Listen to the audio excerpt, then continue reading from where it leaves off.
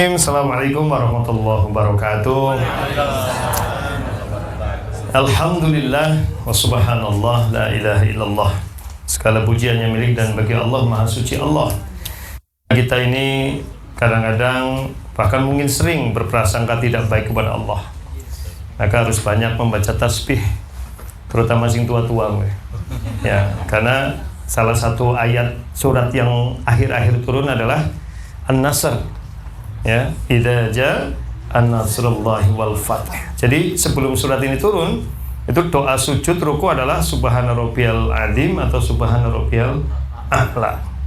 Begitu surat ini turun, maka fasabbih bihamdi rabbika wastaghfir. Kemudian Rasulullah dan para sahabat doanya berubah menjadi subhanakallahumma rabbana wa bihamdika Allahumma gfirli. Kalau sudah itu selesai pengajian. Jadi doanya 3 itu. Satu apa?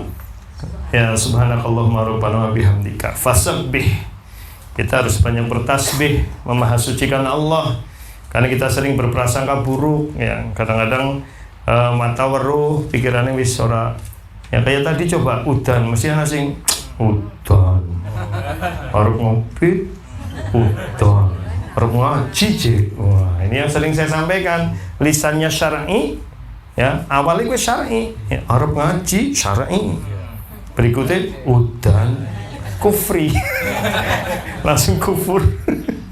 Ya, jadi ini kita harusnya semakin sadar bahwa sebenarnya Allah itu mendesain, ya, karena Allah itu Rob.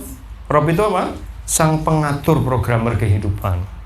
Kita nggak tahu, cuma kita kadang terburu-buru menghukumi sesuatu, mengomentari sesuatu, ya, padahal ternyata itu baik bagi kita.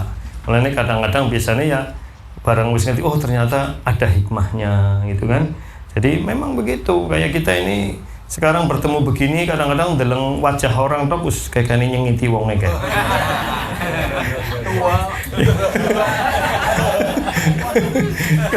Ya, baru apa-apa wis kayane nyengiti, jebulannya ramah banget kan begitu ya, gitu ya. Kujuju langsung nyong kayane nyong kayane. Bukan, nek jenengan memang wis jos lah. Ya. Seorang yai gitu. Jadi memang begitu. Jadi maka fasabbih, kemudian bihamdi rabbika, ya, dengan memuji nama Allah. Karena Allah itu terpuji sejak awal sampai akhir. Ya, kita mau beribadah tidak beribadah, Allah tetap terpuji. Makanya dulu pernah saya sampaikan, kalau orang berimannya sudah baik, itu dapat kondisi apapun tetap memuji Allah. Ya, coba ini dicatat baik-baik ini. Orang kalau imannya sudah baik, kondisi apapun tetap memuji Allah. Cuma beda belakangnya, sudah pernah saya ingatkan dulu. Jadi kalau kita dapat sesuatu yang menyenangkan, baca doanya apa? Alhamdulillah binikmatihi tatimmus shalihat. Segala puji dengan nikmatnya sempurnalah kebaikan. Karena apa yang kita inginkan ternyata terkabul, sehingga yang terkabul itu akan membuka pintu-pintu kebaikan yang lain. Ya, kebalikannya, kalau kita dapat sesuatu yang tidak menurut kita, menurut pikiran pendek kita itu tidak menyenangkan, itu tidak, kita kemudian kecewa dan sebagainya. Tetap mengucapkan apa? Alhamdulillah ala kulli hal. Segala puji bagi Allah bagaimanapun keadaannya. Tapi hati-hati menggunakan ini. Ya, oke, bapak-bapak kok bali ngomah sing ora karo bojoke lho. Tekan ngomong macane alhamdulillah binikmatihi tatimmus shalihat. Jangan ketemu bojo malah alhamdulillah ala kulli hal. Oh. Jumlahnya bojone wis ngerti, wis tau ngaji kuwe. Berarti ndarani bojone musibah ya. Bagaimanapun juga keadaannya. Nah itu ya. Kemudian wastaghfir, maka kita istighfar itu. Jadi ini 3 rangkaian yang luar biasa. Jadi pertama dengan kita sadar diri bahwa seringkali kita menghukumi sesuatu secara cepat dengan pikiran pendek, padahal Allah sudah mendesain sebenarnya semuanya pasti baik bagi manusia. Cuma kita kadang memilihnya yang keliru. Ya, makanya dalam keyakinan Ahlus Sunnah wal Jamaah, hidup itu apa? Ikhtiar. Sudah pernah saya sampaikan. Apa ikhtiar? Nah kan? Nggak apa-apa, ini baru ngaji sih, belum ngerti. Sing lawas ngaji apa jajal? Bojojo apa coba? Pokoknya patokannya jenengan lah, wis. Iya apa jajal? Kalau kayak pikirannya tanah, kasus kayak gini. Malah cerai gunung gini angel banget. Iya. Jadi ikhtiar itu apa? Memilih. Iya, pilihan. Jadi makanya jangan sampai salah pilih. Supaya tidak salah pilih, maka akal diberi ilmu dengan ngaji. Supaya tidak salah pilih, maka hati diberi keyakinan yang benar. Supaya tidak salah pilih, maka jiwa harus diolahragakan dengan bentuk ibadah.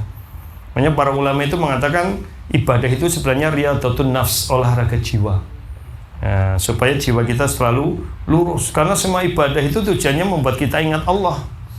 Ya, dari sholat kan membuat kita ingat Allah. Surat Toha ayat 14, Aqimis sholata li dzikri. Tegakkanlah sholat supaya engkau selalu ingat aku, gitu kan.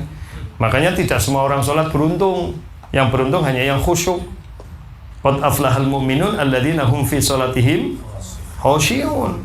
Berarti ada orang sholat yang tidak beruntung, yang tidak apa? Tidak khusyuk, yang sholatnya hanya sekedar maaf jengkang-jengking, sing penting apalan gitu. Nanti ditakoni, kowe ngerti artinya? Ora, kan Allah Maha tahu gitu kan. Tapi kan tidak begitu. Harusnya kita paham gitu ya. Jadi ini kita bersyukur pada Allah sudah diberi hidayah Islam. Maka Rasulullah SAW mengingatkan apa? Qad aflaha man hudiyal ilal Islam. Sungguh beruntung orang yang sudah diberi petunjuk Islam. Warusikol kifaf, diberi rizki yang cukup. Kita kan sebenarnya cukup. Ya, si marken orang cukup bukan rizkinya tapi hatinya. Ya betul. Halo.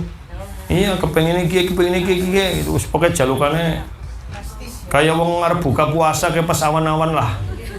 Kepengennya kayak kabeh diuntal. Tapi begitu buka cuma minum itu dok, jebulannya bis. Nah, itu kan mana kadang-kadang bulan Ramadan itu banyak makanan mubah. Ya enggak? Iya. Oh, jare ngongko sahur wis warep. Nggo esuk diinget-nget. Itu buang karena kok olih maning itu. Apa maning ustad agak sing ngirim sih gitu ya. Wingi bojoku ngirim lho. Ke jane arep pamer nyong wingi ngirim jane iki gue ya. Ora ting ora.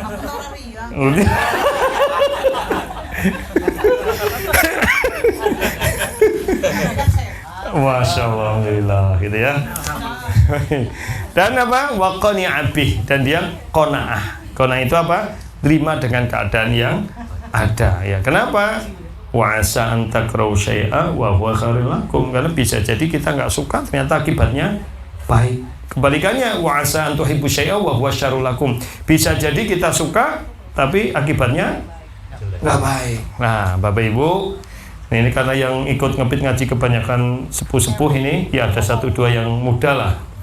Nah gini, ini saya ada punya kata-kata yang saya ambil dari kisah-kisah salafus soleh. Kesimpulannya apa?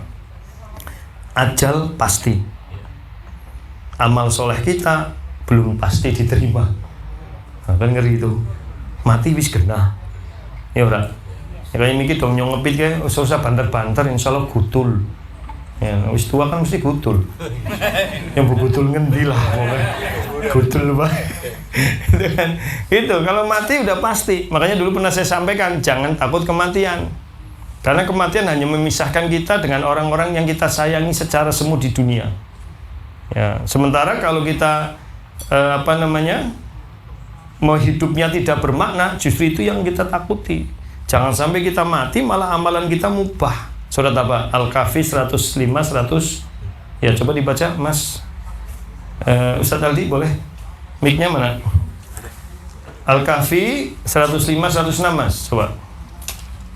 Kalau enggak 104 105 saya agak lupa itu. Ya Bapak Ibu boleh disimak. Kalau yang punya HP boleh dibuka, tapi jangan tergoda buka WA. Oke. Bismillahirrahmanirrahim. Kita baca surat Al-Kahfi ayat 104 Ustaz. Ya. Alladzina dhalla. 103 berarti. 103 Qul hal. Iya. 103. 103 nggih Bapak Ibu silakan disimak Qur'annya surat Al-Kahfi ayat 103. A'udzu billahi minasy syaithanir rajim. Qul hal nunabbi'ukum bil akhsarina a'mala alladhina dhalla sa'yuhum fil hayatid dunya wa hum yahsabuna annahum yuhsinuna sun'a. Satu lagi, Ustaz? Ya. 105. Ya. Ulaika alladhina kafaru bi ayati rabbihim wa liqa'ihi fahabitat a'maluhum fala nuqimu lahum yawmal qiyamati wazna. Masya Allah. Kita terjemah, coba direnungi terjemahnya. Ayat yang 103 dulu, Mas. Katakanlah Muhammad, apakah perlu kami beritahukan kepadamu tentang orang yang paling rugi perbuatannya? Tuh, lihat. Jadi, Yaitu sebentar, berhenti situ dulu. Jadi Allah memerintahkan Nabi Muhammad untuk memberitahukan kepada kita. Tahu nggak orang yang paling merugi? Akhsar itu paling rugi, bukan sekedar rugi. Ya, akhsar itu paling merugi. Kalau rugi kan khosirin. Nah, ini akhsar, berarti paling rugi. Ya, itu siapa mereka? Yuk. yaitu orang yang sia-sia perbuatannya dalam kehidupan dunia, sedangkan mereka mengira telah berbuat sebaik-baiknya. Tuh. Jadi sing ujar-ujare uripe wis ibadah wis bener sebulane. Nah, dikira ibadahnya udah bagus, hidupnya sudah benar, ternyata nah ini. Jadi makanya tadi saya bilang apa? Kalau kematian sudah pasti. Dan itu rahasia Allah. Dan kalau udah bicara kematian, nggak usah bicara usia.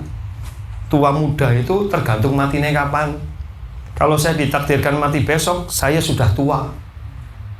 Walaupun usianya baru berapa kira-kira usia saya? Pokoknya omongan ibu jujur, suara bener gue. Masa 17 diwalik, itu belum siji. Ya gitu. Tapi misalkan nun sewu Pak Mas Mas Aldi. Bukan Mas Aldi yang sudah agak tua, siapa di sini? Oh, ini terlalu tua.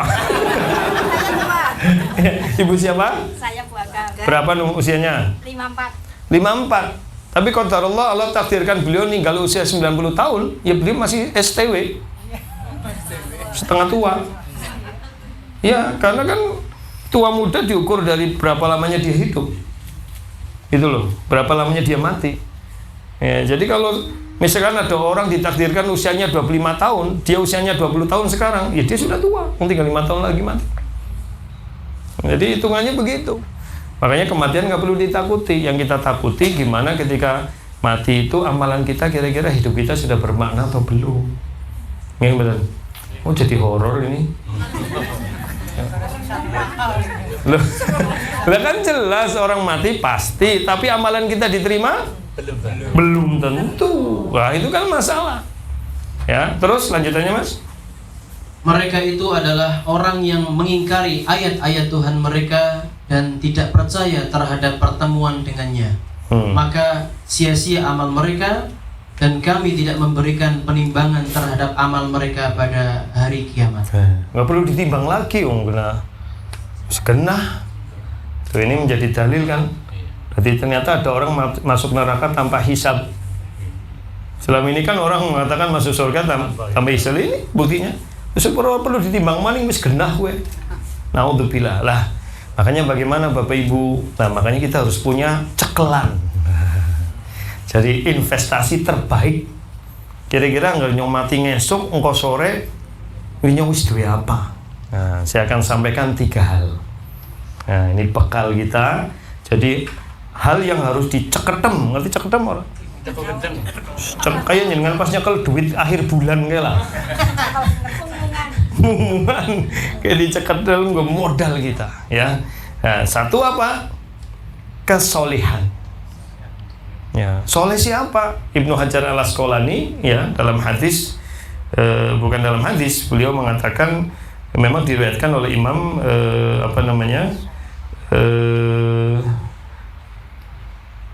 Ibnu Hajar Al-Asqalani ini yang nyusun kitab Fathul Bari. Kitab Fathul Bari itu penjelasannya kitab Bukhari, Sahih apa? Bukhari. Ya, namanya Imam siapa? Ibnu Hajar Al-Asqalani. Ya kenal-kenal tok lah gitu, daripada kenal jenenge artis. Ben ngerti. Jadi yang menjelaskan kitab Sahih Bukhari namanya siapa? Yang paling terkenal Ibnu Hajar Al-Asqalani. Kitabnya namanya apa? Fathul Bari. Kayak gue aja kon ngertine anaknya Aurel. Anaknya Aurel siapa? Kalau pura-pura nggak tahu pura-pura itu ya bohong. Amina wis teman banget itu memang. Jadi Ibnu Hajar disebutkan dalam Fathul Bari mengatakan yang namanya soleh itu apa? Orang soleh itu siapa sih? Gitu kan? Kayak ibu dulu kan pengennya dapat suami yang iya, bukan dulu tak bukan. Kalau dulu pengennya sing ganteng, sing sugih. Biyen barang wis tua kayak gini kepengennya sing soleh, tapi bojone angel kon soleh. Jenenge itu soleh ya. Fajar bi bojone coba.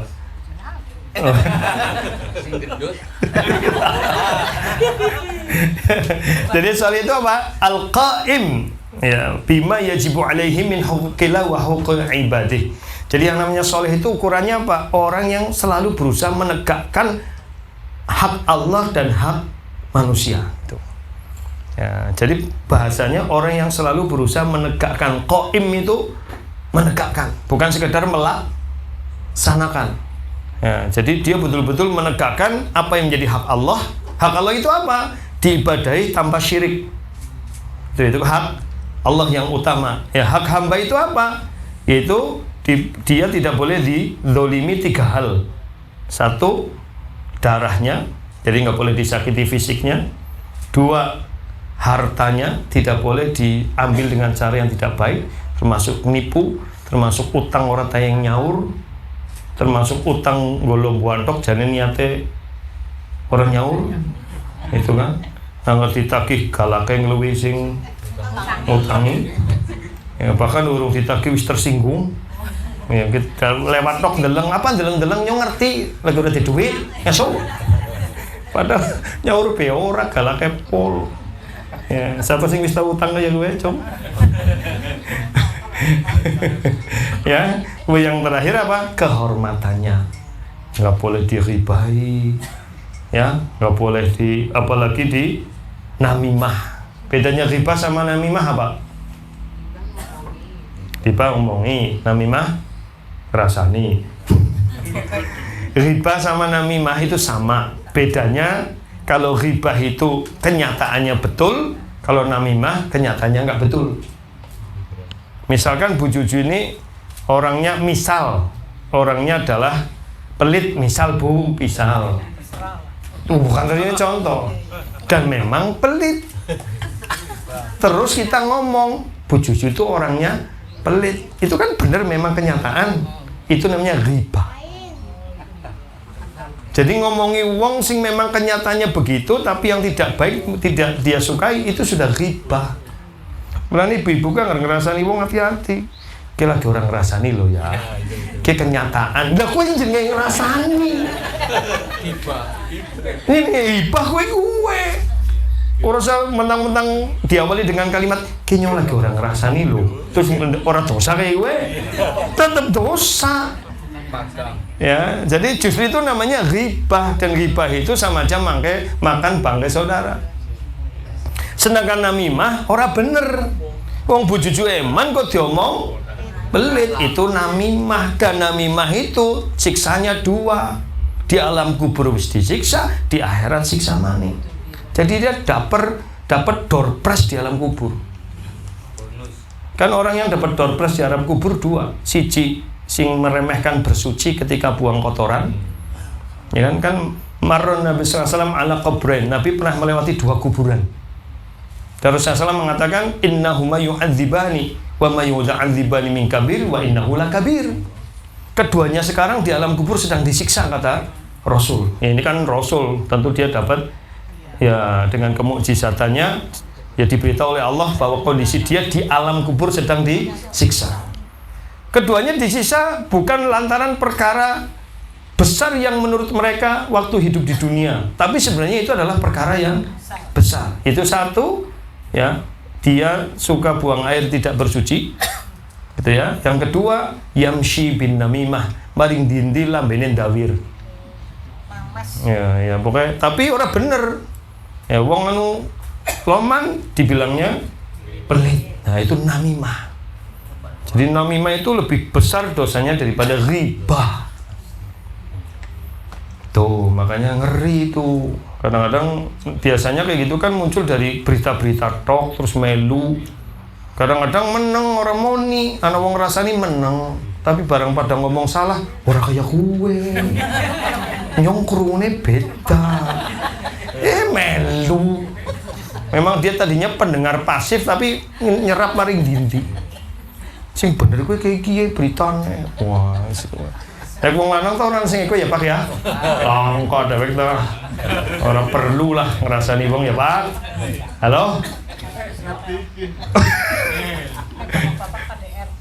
Ush. Jadi bapak-bapak KDRT. Nek ibu-ibu ngrasani wong kowe. Adam bawa Adam kan. Oh gitu berarti memang turunan nih kowe. Yung kol cerit sapa. Ngarang banget. Iya, ini namanya tafsir jalan lain.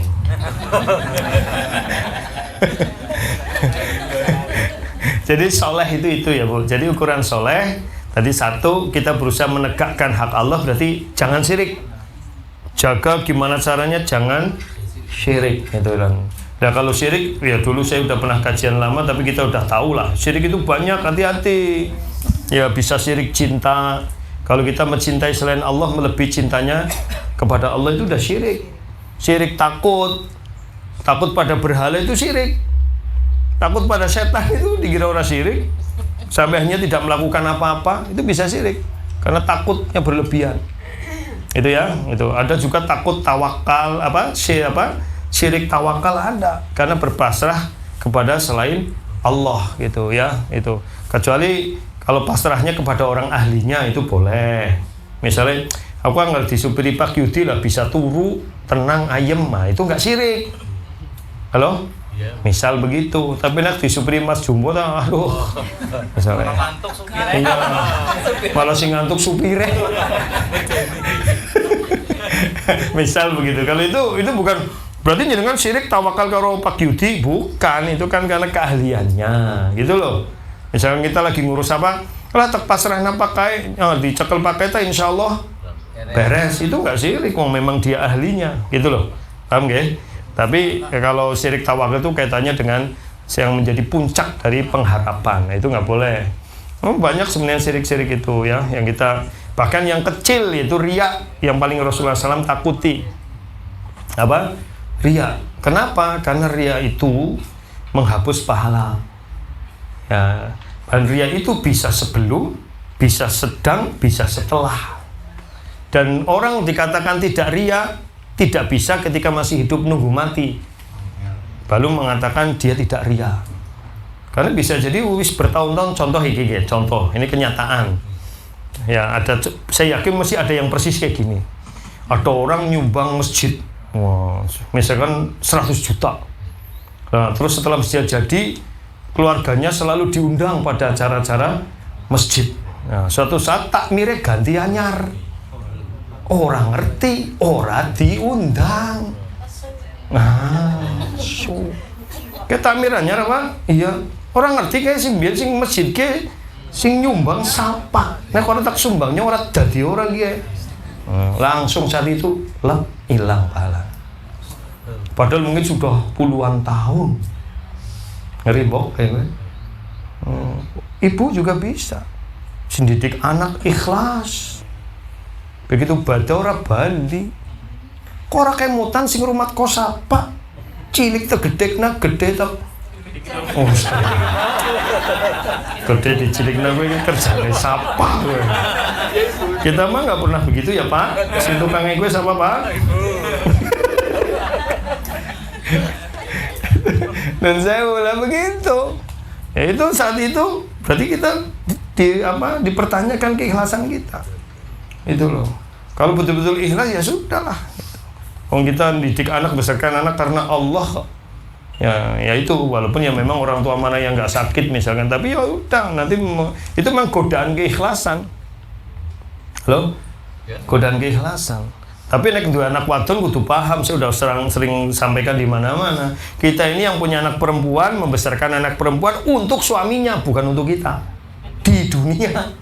Tapi nanti kalau anak kita berbakti pada suaminya, sing oleh pahala surga siapa? Wong tuane. Itu. Jadi secara duniawi memang iri. Loh, nyong sing gedekna kae sing ngunduh. Iya, malah badang mari omah kae. Ora bali ming omahku. Ora apa-apa. Wong ini baktinya anak putri kita memang pada suaminya. Tapi kalau dia berbakti pada suaminya, kita yang akan masuk surga. Jadi kalau bapak ibu itu punya anak kok bakti sama suaminya, lebih mementingkan kepentingan suaminya, bersyukur. Ojo nyong sing gedhekno manut karo kae. Ah, kowe malah menghalangi surgane dhewek. Ki nyong madhep pengene karena biasanya sing ora terima sing kene iki. Sing kene sih ora pati urusan biasanya iki. Beneran kok biasanya. Beneran malah. Malah sing rumah. Kayak gak cuma kayak jadi anak sing rumat deh gue. Gitu ya. Jadi itu Bapak Ibu. Jadi yang pertama apa? Kesolehan. Kenapa? Karena orang-orang soleh itu selalu didoakan oleh orang yang sholat. Coba kita kalau tahiyat baca doa apa? Assalamualaikum ayyuhan nabiyyu wa rahmatullahi wa barakatuh. Terus Assalamualaikum ibadillahis sholihin. Tuh keselamatan bagi kita dan kepada hamba-hamba Allah yang soleh. Jadi kalau kita soleh, itu semua orang yang soleh mendoakan kita. Padahal dalam satu sholat, berapa umat Islam di dunia sekarang sekitar 1,8 miliar. Anggaplah sing sholat 200 juta baik ya. Sing semiliar orang patia misalnya. Itu udah didoakin orang 800 juta. Coba yang orang sholat di Masjidil Haram.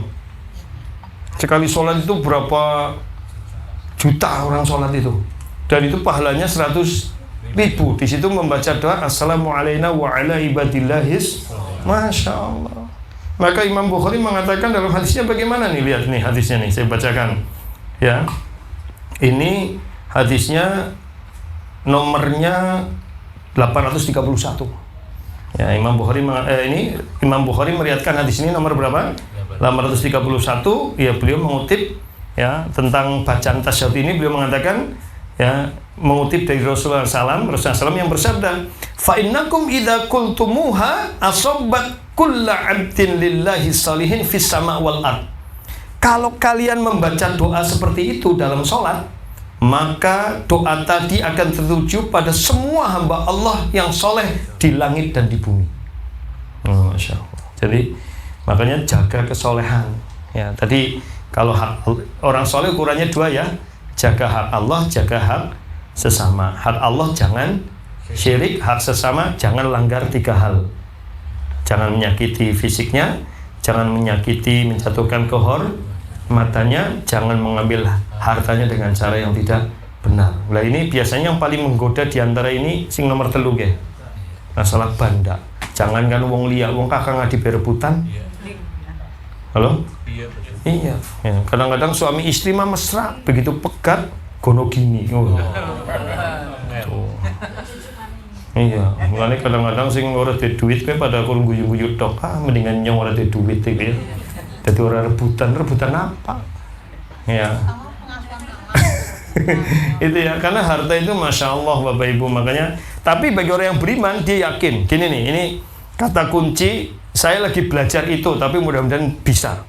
Karena orang-orang tua saya mengamalkan itu dan saya mengambil ibrah dari beliau-beliau itu. Itu apa? Nek wis dadi hake, orang bakal mari ngendi. Dan itu didasarkan hadis sahih. Ya, fa innakum sunya kamu itu lan tamuta tidak akan mati hatta tustawfa rizquha, sampai dipenuhi rizkinya. Maksudnya apa? Walaupun harta kita secara zahir kelihatannya didolimi, diambil orang lain, pasti Allah akan kembalikan. Udah, jorna bae wis. Orang sangat menghabiskan waktu pikiran untuk Allah akan ganti. Dan namanya rezeki tidak selamanya uang. Lah gue sehat, bunga, mangan apa bae. Orang kurang enak gotot. Ya bukan ya kan? Loh, sekarang mangan orang enak kok mlebu rumah sakit. Lah itu loh. Lah iya kan. Ya tanya dokter tuh, orang tanya ngentut bae diobati. Itu loh. Makanya orang makan enak, orang guyub rukun, bisa ketawa-ketawa, bisa dopokan, bisa ledek-ledekan, temannya tidak tersinggung. Apa itu bukan nikmat? Masya Allah. Deleng kayak wong nang kota-kota gede, ora ini jatur kabeh. Deleng wong apa lo? Ngono. Dhewe mang guyu-guyu. Kayak ngeresuk-esuk Bu, saya pernah lihat di perempatan Duku Waluh. Kan pada esuk-esuk nganter bocah sekolah kayak. Dan di depan mata saya itu motor sing ngarep lah kan kadang-kadang riting kanan belok kiri ya. Iya, soal mau orang mama orang pada baik lah. Nek mama sih ke orang Pak. Sih mama gue riting kanan orang belok-belok lurus. Terus orang gelem minggir nang tengah baik. Wis nang tengah riting kanan orang belok-belok. Diklaksoni bukannya malah minggir malah balik. Hai, dorone kenal. Sebelane nengok Bu Juju. Oh ya. Lagi dasteran. Abang lurus kok. Ngawur banget kok abang lurus kan. Jadi begitu. Nah, ternyata dia belok lo sini buruknya bapak-bapak lagi njima bocah. Langsung dicecok. Motornya dicecek nanti arep tiba. Dia bilang astagfirullah gitu aja kok. Coba kayak tadi kita ngepit kayak mau kepenak apa nasi gusung mau kurang yang mandan ngececean si mandan lemes Bu lemes lah pucet gitu padahal dasar wis apa dasar wis putih nggak ada. Coba bayangkan kayak tadi ngaso itu kan entah itu kan keguyuban yang Masya Allah itu nggak bisa diuangkan itu rezeki nggak betul. Ini kan sebagian nggak pada kenal, nggak betul? Ini langsung kenal dalam suasana begini, Masya Allah. Ini yang jadi harta itu tidak selamanya uang, ya kan? Nyaman begini. Sekarang di Nun Sewu nggih, orang liburan jadi healing. Healing itu kan sebuah terapi untuk wong sing stres, ya. Berarti kan pada stres kabeh. Lalu logikanya nek bar healing kan jadi sehat. Ti orang nana bali plesir pada jatuh kan bukannya seger malah tambah mumet. Studentong. Kayak wingi mbok. Jadi pada plesiran macet nang dindi. Mesti pada misu-misu nang dalan. Nyong karo bojoku touring. Turu maning. Lalu ndeleng nang dindi macet-macet lah touring bayu bu, ayo gitu. Kegiatan kita itu dapur, ruang tidur, kamar mandi, sholat masjid sih gue bisa. 5 apa nih? Anaknya. Alhamdulillah. Wis patutnya wis diputus sih. Memang udah dari Aldi, Mas Aldi. Oh iya, insyaallah. Baik. Begitu ya Bapak Ibu. Jadi insyaallah kita didoakan oleh orang-orang semuanya kalau kita menjaga apa? Kesolehan ya. Masih yang kesolehan. Ternyata kalau kita jadi orang tua yang soleh bisa memberi syafaat kepada anak. Selama ini kita bukan kebalik, hanya memahami seolah-olah hanya anak yang bisa memberi syafaat pada orang tua. Enggak, orang tua yang soleh bisa memberi syafaat kepada anak. Mas, Al-Kahfi 82. Surat apa? Al-Kahfi. Ya, monggo dibaca Al-Kahfi ayat 82.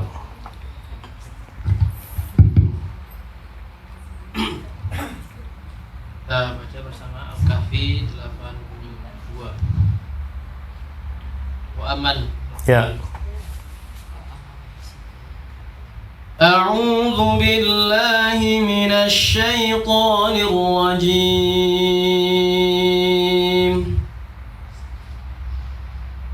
Wa ammal jidaru fakana لغلامين يتيمين في المدينة وكان تحته كنز لهما وكان أبوهما صالحا. Ya, terjemahnya. Oh, belum tuh. Udah segitu aja. Cukup. Dan adapun dinding rumah itu adalah milik 2 anak yatim di kota itu, yang di bawahnya tersimpan harta bagi mereka berdua dan ayahnya seorang yang soleh. Nah, kemah ini kepriwe ibu ke tafsir. Tapi tafsir sing benar bukan tafsir jalan lain. Bahaya nanti. Kalau pakai tafsir apa? Jalan lain. Nah, saya buka ini tafsirnya Ibnu Katsir. Jilid 5 halaman 185. Yang dimaksud ayat ini apa? Kata beliau apa? Ini jadi dalil bahwa lelaki yang soleh akan membuat keturunannya terjaga dan termasuk juga mendapatkan berkah dari ibadah yang dia lakukan pada keturunannya di dunia dan akhirat. Walaupun ada proses. Kadang-kadang kita wis berusaha soleh, anaknya jangan kon sholat angel. Iya, sabar. Ujarku ya kurang apa? Halo? Ya, Mbok? Iya. Maka sabar. Kan ada doanya, Mbok. Doanya Nabi Ibrahim gimana? Doa supaya diri kita dan turunan kita menjaga sholat apa?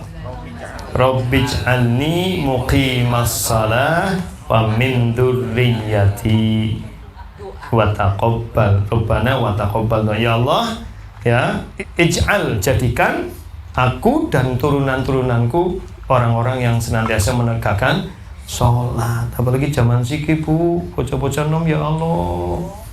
Ya, jadi ya pada abot lah ya. Oh lagi senang sekolah sing sekolah agama, kadang balik rumah pada apa mending sekolah umum.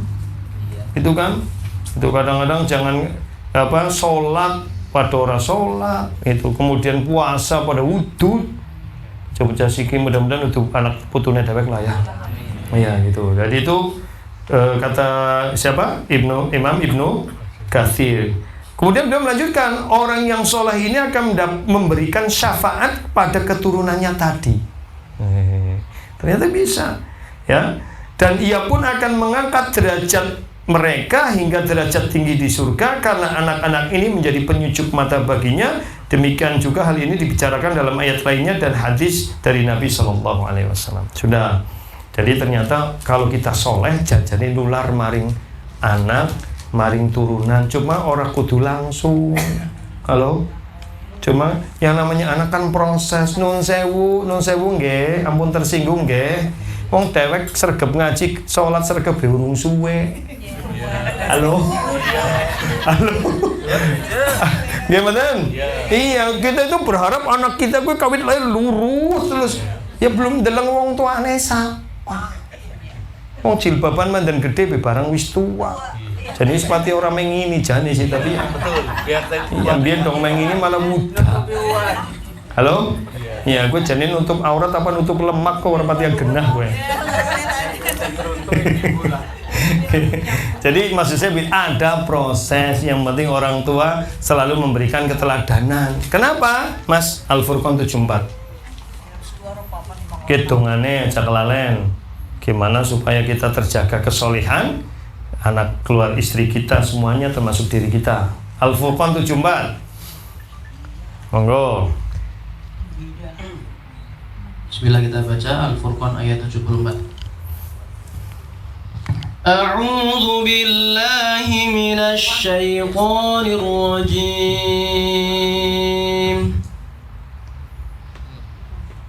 والذين يقولون ربنا هب لنا من أزواجنا وذرياتنا قرة أعين واجعلنا للمتقين إماما.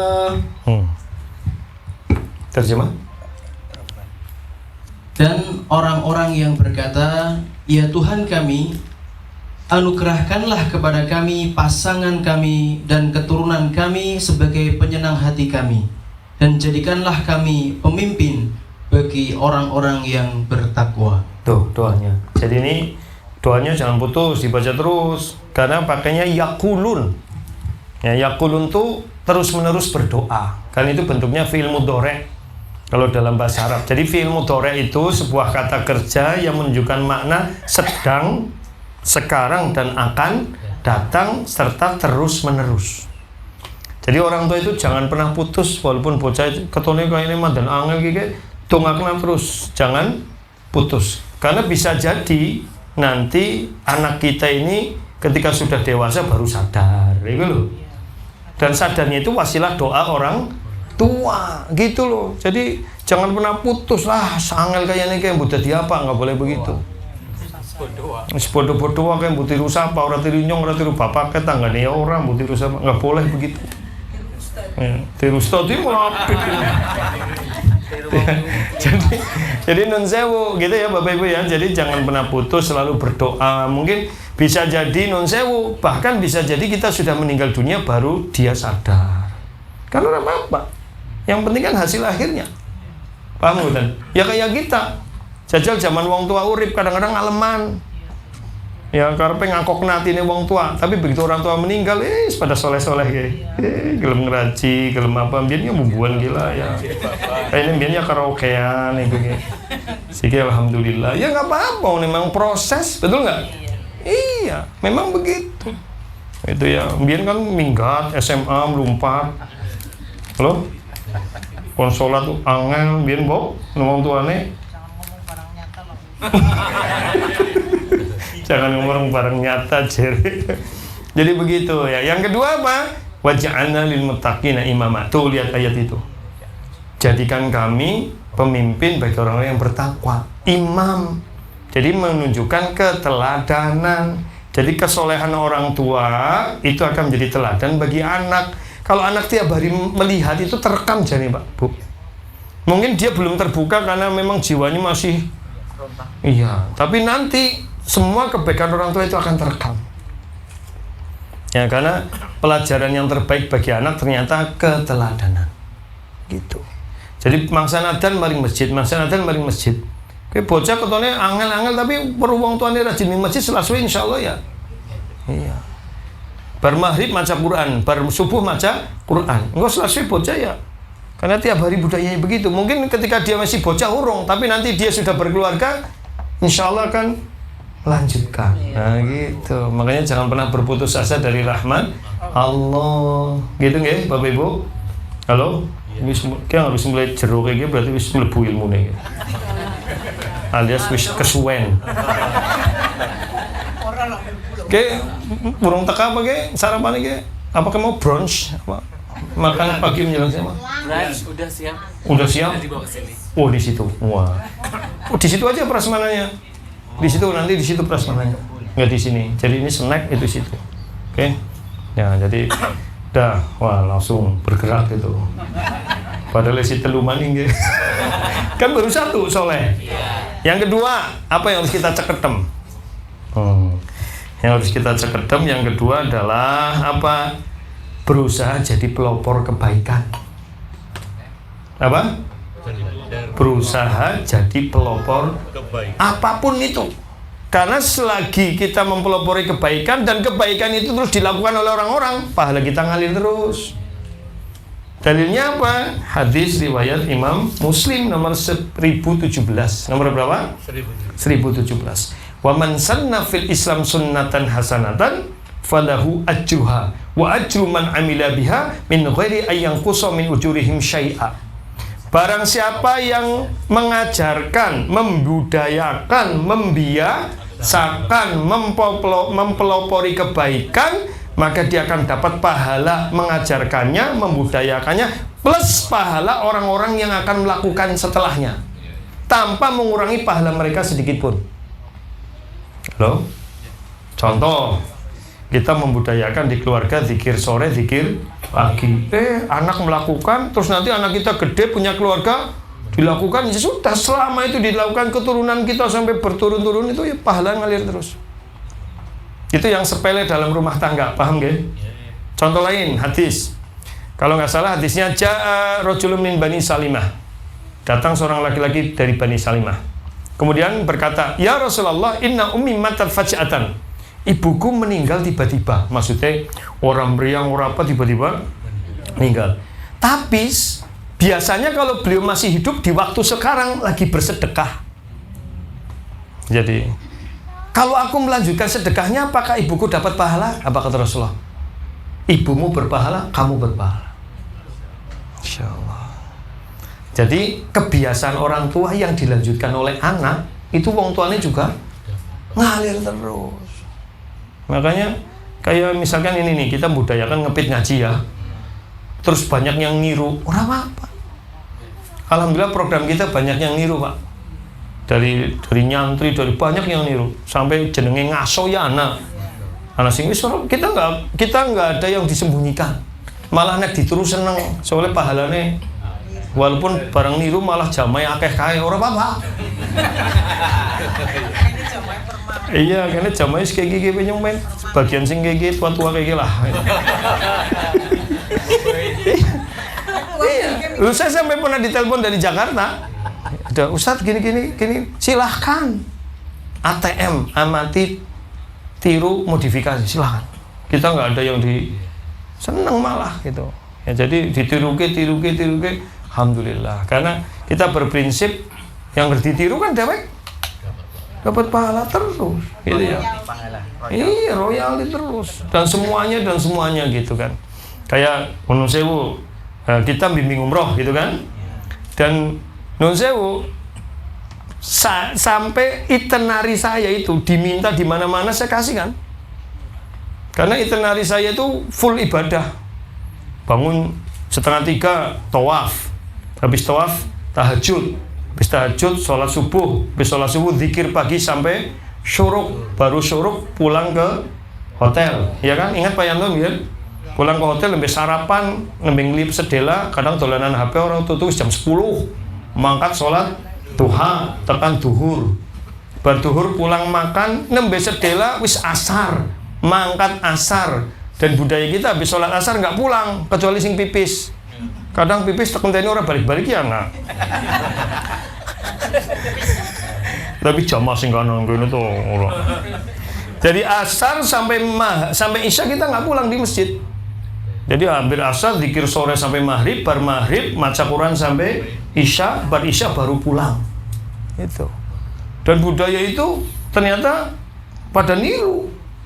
Itu ya, pada niru. Dan ada Ustadz mana itinerary-nya? Serahin. Saya nggak takut nanti jamaah Ustadz berkurang. Loh, saya ini tujuannya bimbing ibadah kok. Bukan bikin biro akeh-akehan jamaah. Semakin banyak biro yang ibadahnya benar, ya saya semakin dapat pahala, Mbok. Kita semuanya dapat pahala, mau membudayakan kayak gitu, murah apa? Ya, jadi prinsip dakwah itu semakin banyak yang niru, bukan saingan, malah bersyukur, punya tetap boleh pahala. Kecuali sing orientasi ini duit lah. Kami nggak ada sing ngurusi Bu Iin, Pak Jar kurang apa, walaupun pensiunan. Tapi kan pensiunan bahagia sejahtera, ya kan? Untuk Pak Dorin kurang apa, kayu anak. Kayu berantong-tong tuh ya, ini limbahnya aja jadi pondok. Ini semuanya limbah, ini limbahnya Pak Dorin, tapi kayunya kayu bukan laban. Jadi sudah digeletak udanan panasan bertahun-tahun orang bosok pasang nih tuh, jariahnya kayak banget kayak Pak Dorin diwongnya. Ya itu memang orang kalau amalnya baik tidak pernah kelihatan. Ini orang kelihatan ya. Iya. Jadi begitu. Jadi jadilah pelopor apa? Kebaikan. Begitu. Yang apapun lah yang kecil-kecil. Misalkan Bapak Ibu di sebelahnya ada musola, di sebelahnya ada apa? Pondok, budayakan. Apa ada masjid, budayakan. Misal, yuk ngaji bareng, nggak apa-apa. Bukan bid'ah itu, ya kan? Ya terus, ayo belajar ini atau jenengan apa mempelopori. Tadinya di musola sebelah jenengan masjid nggak ada kegiatan apa-apa, terus jenengan mempelopori bar maghrib maca Quran bareng diterjemah tok, terus ngundang ustadz, ternyata jenengan meninggal budaya itu wah, Masya Allah, jangan apa orang mau mati gue pahalanya ngalir terus. Ya apa saja lah, ya apa saja itu, termasuk apalagi sedekah tadi. sedekah dilanjutkan, wong pada melu. Pokoknya budaya-budaya kebaikan harus kita. Terakhir wis semakin jero sih kayak ilmunya. Ciri-cirinya semakin jero ilmunya semakin anteng, menunjukkan ketenangan jiwa. Sing sendean orang itu sebenarnya dia nggak sendean, terlihat saja. Ya, yang keberapa?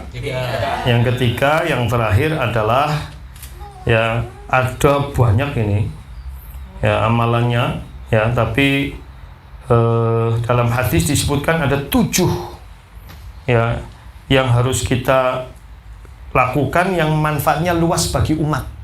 Jadi yang terakhir apa? Pegang amalan muta'addi. Apa?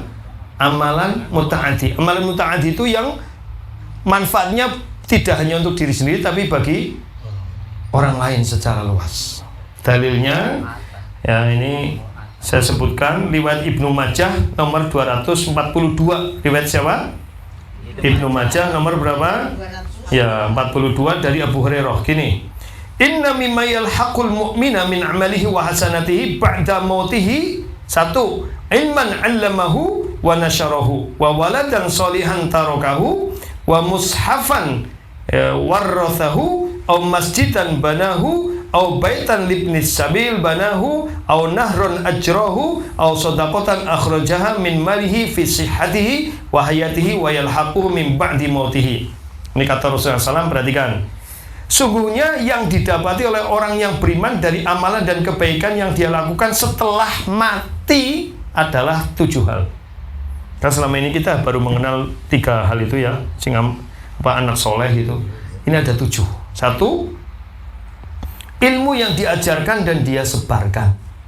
Makanya nyenengan bareng ngaji kiki aja nggo dewek. Halo? Dicatat kok ajarna ming keluarga, ajarna ming tangga sebagai nek kon kultum aja menang wis maju bae kultum. Semoni-monine. Ya kowe catetane nggo ngapa kowe kan? Diamalkan. Nggih mboten? Jangan Allah aja nyuruh ustaz. Lah kapan lagi menyampaikan? Pertemuan RT, pertemuan ibu-ibu, siapa kultum? Kulo. Jariah. Nggih mboten? Yang kedua Pak, anak soleh yang dia tinggalkan. Itu kan sudah umum. Jadi kita sabar mendidik anak soleh lah, karena kesolehan itu belum tentu terlihat ketika kecil gitu ya. Bisa jadi kita sudah meninggal dunia baru keton soleh. Contohnya di kiye, wis. Ya jajan nek kon cerita siji-siji pengalaman di BKW cilik ya orang sing lurus lah. Mengkang mengkong. Wong nek ketemu pada ustad be guyu. Kowe dadi ustad berisik lah. Kok beya kowe.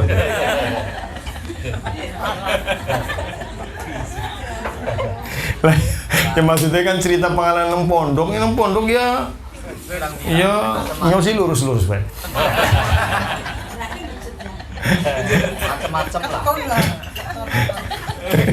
Koton kupuri. Kemudian yang ketiga, mushaf Al-Quran yang dia wariskan, yang dia wakafkan. Nah, jadi salah satu yang dianjurkan kita sedekah Al-Quran, wakaf Al-Quran. Ustaz, lebih utama mana wakaf Al-Quran waktu haji umroh apa di Indonesia? Gitu kan? Saya bilang, kalau sebatas pahala besar di Mekah, tapi dasar kemanfaatan ya baik di Indonesia, karena di Indonesia banyak yang belum punya. Itu. Jadi terus kepriwe sing apik? Ya Mekah iya, kayak gue duitnya banyak. Tapi kadang-kadang itu Quran pada pelit. Iya ono sih. Coba kita di rumah, serumah isinya 5, Qurane pira? Kadang loro apa telu, biar stempel masjid deh. Sebelahnya nu gawa kang masjid uke Quran apik, gawa bali nyelang ora bali-bali. Bali Quran nang masjid pada kurang. Coba ini sing joti ya. Ya jane ora apa pasal diwaca. Ya jamaah asal paman. Jadi budayakan begitu gitu ya Bapak Ibu. Jadi ya tidak harus di masjid, misalkan tetangganya pada duwe Quran ora mboten tokokna ya ora apa. Atau saya dulu ya dengan Pak Dorin, kan ada apa itu yang Panjat Pinang. Terus kita diminta donasi. Tuh apa Quran baik.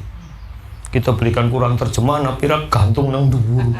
Tapi sih digantung untuk Qurane tulisannya tok. Ya masa Quran iku tiba ya tulisannya dibuka Quran, tapi pada ngerti Quran pada orang ini jadi.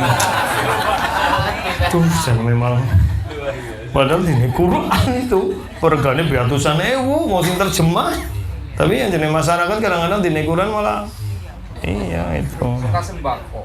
Suka sembako, ini sembako di pangan sepisan bentong. Quran sih kena mas kawin salah. Loh, kok sebut bener orang? Quran bisa buat mas kawin nggak? Iya. Siapa yang dulu nikah, jangan nikah salah satu mas kawinnya Quran? Loh, yuk, wis. Tapi kadang-kadang mas kawinnya Quran, sing lanang Taurat yang maca Quran. Nih, kadang-kadang utusin gini. Yang keempat, ya masjid yang dia bangun. Dan tidak harus bangun semua. Rasulullah SAW mengatakan, man bana masjidan walau bi mafhas kotatin min barang siapa membangun masjid walaupun biaya yang dia keluarkan hanya mampu untuk membuat sebesar sarang burung pipit. Cilik banget, Bo. Tetap banallahu baitan fil jannah. Allah membangunkan istana di surga. Jadi, nyong reteng bantu, ya berarti tenaga. Paling minimal pas ngecor mangkat. Kita mangkat medang rokyana. Ya orang-orang kono itu. Cangcung kan luwis ngatur-ngatur juga pahala itu. Aduh Ustaz, nyong duit ora duwe. Tenaga kena wis lemes, nyong bagian koar-koar ya. Apa? Bagian apa? Koar-koar main pada bantu masjid, ya itu juga pahala. Ya semampunya lah. Ustaz, nyong koar-koar ora tayang tenaga lemes, tapi setiap Jumat nyong siaplah mewakafkan membersihkan masjid sedurunge Jumatan. Masya Allah. Bahkan orang yang suka membersihkan masjid secara khusus dimuliakan Rasulullah. Ya, dulu zaman di Madinah ada seorang wanita namanya Sauda. Ya diberi nama Sauda karena kulitnya hitam. Dan dia suka bersihin Masjid Nabawi tanpa digaji. Dibersihin. Terus ternyata Nabi cari-cari, "Dene ora ketong nggih, wis suwe." Nanya, "Kemana sih wanita yang biasa bersih?" "Oh, sudah meninggal beberapa hari yang lalu." Nabi nanya, "Dene pada orang ngomong, lah wong anu blakede lah. Kami yang ngurusi," gitu loh maksudnya. Enggak perlu panjenengan yang turun, kami sendiri yang ngurusi. Enggak. Tunjukkan di mana kuburannya. Ditunjukkan kuburannya, Rasulullah langsung sholat di situ. Jadi mendapat kemuliaan langsung disolati jenazah walaupun sudah meninggal berhari-hari yang lalu. Masya Allah. Ego ya Bu. Iya, jadi kan jenengan daripada pensiunan orang ngapain gue ya. Jumat mangkat di masjid bersih-bersih, ngelap-ngelap, gue lo. Main nanti disolawati sama Rasulullah ya kan? Daripada ngomong apa, damblong. Iya masak dong. Mulane lemu bojone. Kemudian yang kelima, rumah bagi Ibnu Sabil, musafir yang terputus perjalanan yang dia bangun. Nah ini yang belum banyak budaya, rumah singgah. Ya, makanya sekarang Pak, di mana-mana itu di pinggir jalan masjid banyak banget kan. Ini termotivasi dari ini, dia dapat 2 pahala. Bangun masjid plus rest area. Plus masjid, pahalanya plus rest area, masjid itu. Jadi itu bagi musafir, siapapun tidak mau muslim non muslim istirahat di situ, selama ada orang istirahat dapat pahala. Malah di sekitar pinggir jalan itu pada berlomba-lomba, pada bangun masjid plus rest area. Nah, dewek kita kurang numpang, toh apa-apa. Kita memberi pahala pada mereka. Numpang pipis atus, orang ngelot kaki. Oh iya. Padahal nggak perawatan, ya kan? Sekarang kan dari Purwokerto Jogja sudah, jangan kan dari Banyumas sampai Banjarnegara sih bebas banyak sekali. Padahal dulu jangan golet masjid pinggir jalan. Angel cuma ada di pom bensin, sekarang udah di mana-mana dan sudah ada masjid, ada rest area, ada tempat makan ya. Bahkan ada yang ngasih makan gratis, Pak. Itu ada yang ngasih makan gratis, silahkan ambil ada. Itu ya. Baik, kemudian yang keenam, sungai yang dia alirkan. Ya termasuk sumur. Jadi kalau orang sedekah sumur, air ya. Kemudian itu yang di Jawa Barat itu, yang daerah kekeringan, dia bikin selokan yang diketawain orang sekampung, tapi kemudian dia terus akhirnya sekarang kampungnya teraliri air pahala nih, Masya Allah, gitu ya. Jadi jenengan Ustadz saya gimana? Ya misalnya jenengan ada masjid tokona dispenser, tapi di sini banyu, kayak kok biayanya nyong, itu mengalir terus. Karena setiap orang ke masjid minum dapat pahala terus itu. Insya Allah gitu kan? Ya terus berikutnya terakhir wis tambah ngelentruk ya. Ini bukan karena jenengan ngantuk, ilmunya wis kejeron. Jadi wis jerone pol gitu.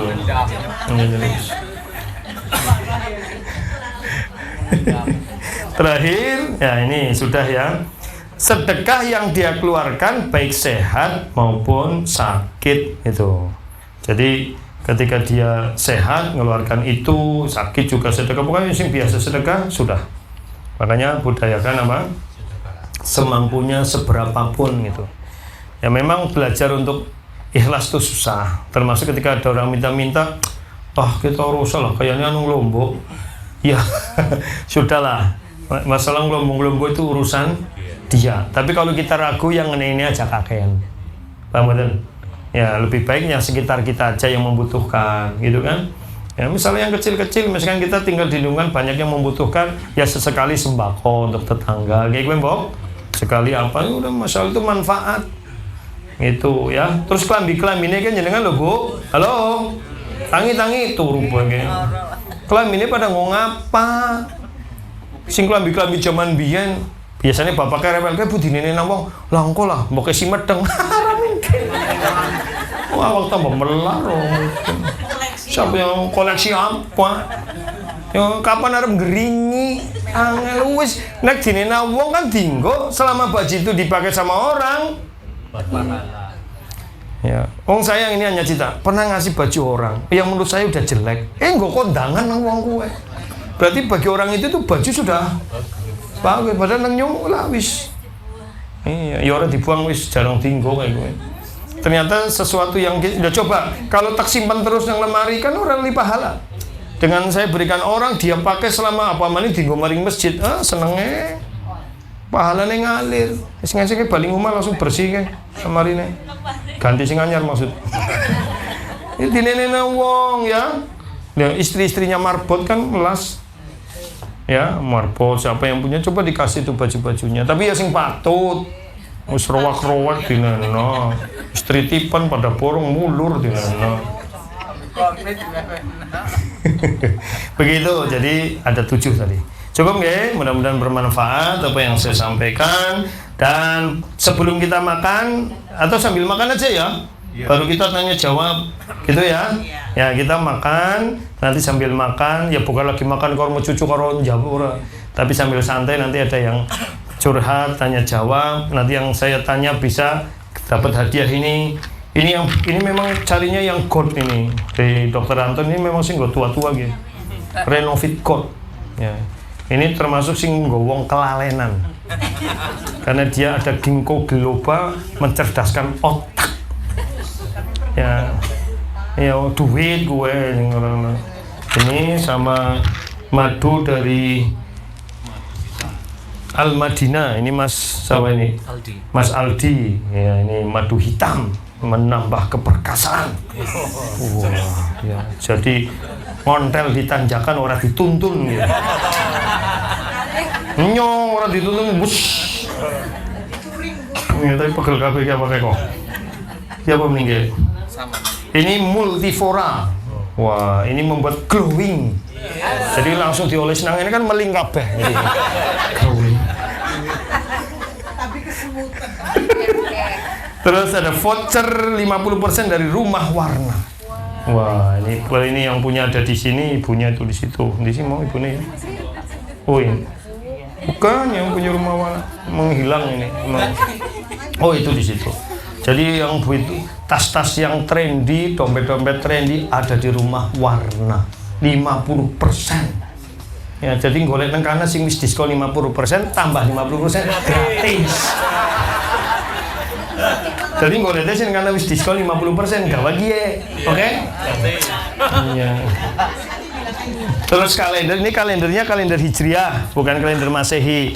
Tapi ada Masehinya juga. Jadi yang kita balik Hijriahnya gede, Masehinya juga di kanan kiri.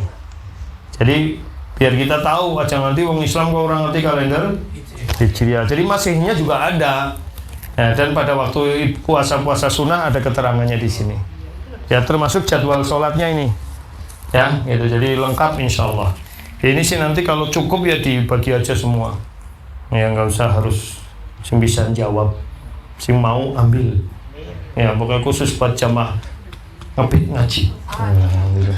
Demikian aku qouli hadza wa astaghfirullah rabbana fanfa'na bima 'allamtana. Monggo dar nanti sambil ramatama ngobrol, tanya jawab dan seterusnya. Kalau mau lanjut boleh, mau kondur boleh setelahnya. Aku qouli hadza wa astaghfirullah rabbana fanfa'na bima 'allamtana. Wassalamualaikum warahmatullahi wabarakatuh.